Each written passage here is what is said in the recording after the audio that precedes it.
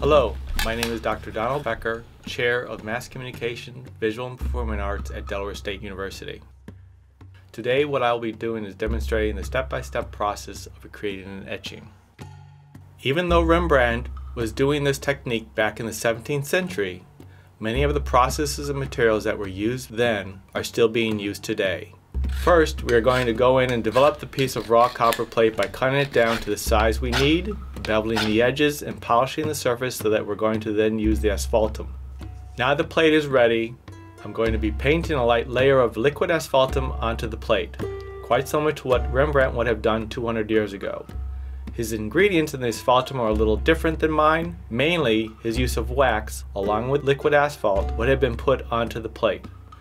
I use a soft ground instead of a hard ground, and really the asphaltum that I use is really a liquid asphalt mixed in with a little bit of thinner, and then I go in and with a small decline I go in and start painting the asphalt directly onto the plate.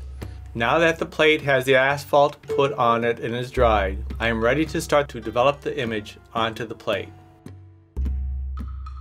So I did this on a piece of tracing paper, but from here I can actually go in, and I usually use a red pen or an other colored pen where I can actually go in and trace on top of what I've done. The asphaltum is there really to protect the plate from the acid. Next, I'm going to be taking the etching tools, which are very sharp instruments, and I'm going to be scribing directly onto the asphaltum. As you can see here, this will open the plate up. So once I get done with this, I actually have to take the plate in each of the states and then put it directly into the acid. In the bath, the plate will receive the acid and the acid will start to etch into the copper. I'm actually using a ferrochloric acid, which is quite similar to what Rembrandt would have used. Rembrandt's acid consisted mostly of a vinegar base with some other additives. The acid could be quite volatile when mixing, and the acid's consistency was not always predictable. Mine is a much more controlled atmosphere as I go through this process. Once I have gone through the process of etching this plate, I'm going to take it out of the acid for the last time, rinse it off with water, and then I will clean the asphaltum off of the plate by adding a little bit of thinner. From this point, I can actually go in and set up and start printing. This next part demonstrates me utilizing the etching ink as well as the pH neutral plate oil, which I will combine together to create a certain consistency used in etching. Once the ink has been spread across the whole plate in different directions, I will now take a piece of tarlatan, which is really nothing more than cheesecloth that has a wax coating on it.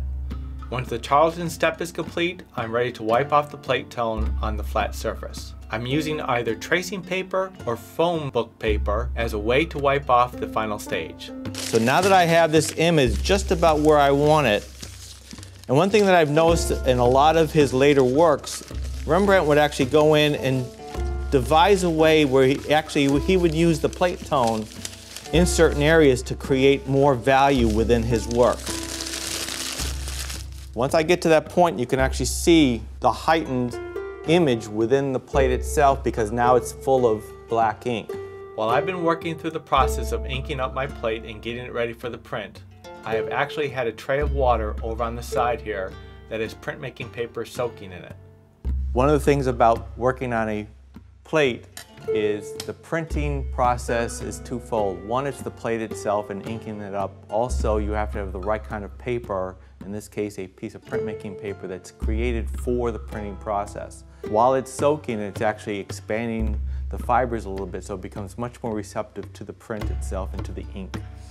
Then I'm going to be taking the paper and bringing it over to the place in between blotter papers. That way I can remove the final excess water off the surface so that I end up with a consistent damp piece of paper. So I want to make sure that I take off the excess. The way that I ensure that is I want to take a look at it and see if there's any reflection on it. If there's no reflection, then I've got standing water off of this. Now I'm ready to come over to the press and get ready to print.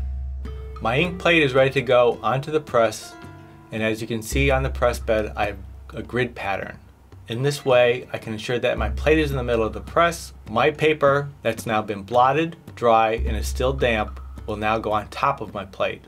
Once I do that, then I'm going to lay down both a piece of paper on top to preserve all that I put down there, and now I put down 3 blankets, one on top of each other. I also have to ensure that the pressure is set for this particular plate. And as you can see, I'm setting both sides of the press so that there is equal amount of distribution of pressure across the top roller.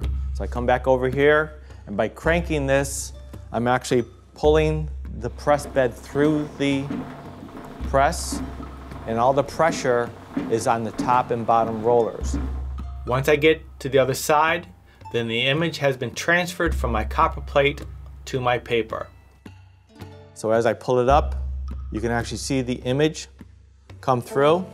And for the first time, this is the first reproduction of Rembrandt's piece that I'm working on.